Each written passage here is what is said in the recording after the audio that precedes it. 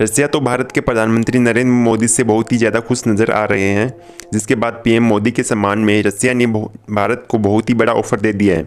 लेकिन ये भी बिना वजह नहीं दिया गया है, बल्कि भारत के पीएम नरेंद्र मोदी ने अमेरिका और वेस्टर्न देशों को एक क्लियर मैसेज भेजने के लिए रसिया को जो बहुत ही बड़ा जेस्चर शो किया है। दरअसल पिछले कुछ समय से भारत में कई देशों के नेशनल सिक्योरिटी एडवाइज़र और विदेश मंत्री विजिट कर रहे हैं। विदेश मंत्रियों की बात करें तो रिसेंटली मैक्सिको, फिर ग्रीस, उसके बाद ऑस्ट्रिया, उसके बाद चाइना और फिर यूनाइटेड किंगडम यानी कि ब्रिटेन, इन सब देशों के फॉरेन मिनिस्टर्स भारत के दौरे पे आए और यहाँ आकर इन्होंने भारत के विदेश मंत्री डॉक्टर एस जयशंकर साहब के साथ बायलैटरल मीटिंग की थी। वहीं नेशनल सिक्योरिटी एडवाइज़र की बात करें तो अमेरिका के डिप्टी एनएसए और जर्मनी के एनएसए भी भारत आए थे। पीएम मोदी ने इसमें से एक भी देश के विदेश मंत्री या एनएसए से पर्सनली मुलाकात नहीं की थी, जबकि रसिया के विदेश मंत्री सर्गी लेवरोव के लिए पीएम नरेंद्र मोदी ने खासतौर पर टाइम निकाला और उनसे बातचीत की, जिस दौरान रशियन फॉरेन मिनिस्टर ने पीएम मोदी को रसिया के राष्ट्रपति पुतिन का मैसेज दिया और पीएम नरेंद्र मोदी ने भी प्रेसिडेंट वी पुतिन के लिए एक मैसेज भेजा। इस मीटिंग से भारत ने अमेरिका समेत सभी देशों को ये मैसेज दे दिया है कि जहां तक भारत की फॉरेन पॉलिसी का सवाल है तो रसिया हमारे लिए एक स्पेशल प्लेस रखता है और रसिया का भारत के लिए एक खास महत्व है। ऐसा नहीं है कि पीएम मोदी हर बार रशियन फॉरेन मिनिस्टर भारत आते हैं तो उनसे मुलाकात करते हैं।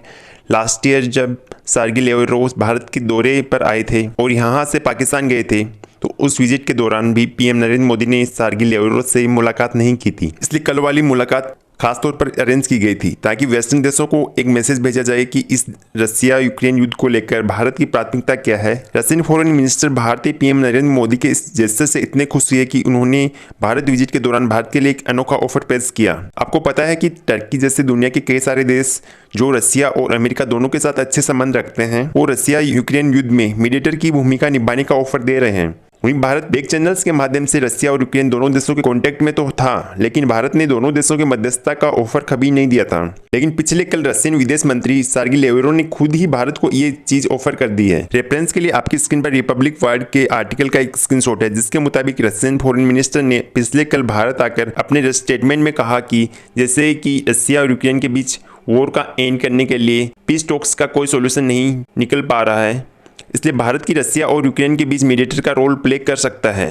यानी भारत दोनों देशों के बीच दखल देकर मध्यस्थता करके दोनों देशों की आपस में बातचीत करवा सकता है। सर्गी लेवरोव ने कहा कि इंडिया बहुत ही महत्वपूर्ण देश है। इंडिया अगर अपनी रेशनल यानी कि रचनात्मक अप्रोच से इस प्रॉब्लम का समाधान निकालते देख सकता है तो भारत को समाधान निकालने में सपोर्ट करना चाहिए।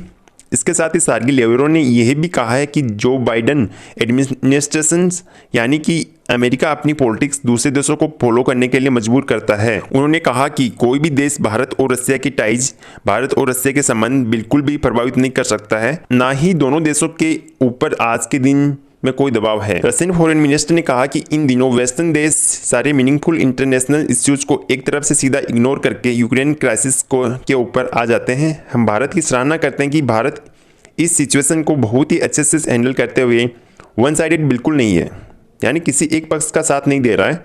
इसके साथ उन्होंने कुछ और बातें भी बोली, लेकिन मैंने आपको हाइलाइट्स बता दिए। रसिया और अमेरिका वेस्टर्न अलायंस में सबसे मेजर डिफरेंस ये है कि रसिया की तरफ से कभी ऐसी स्टेटमेंट नहीं आती है कि भारत वन साइडेड होकर केवल रसिया का साथ दे।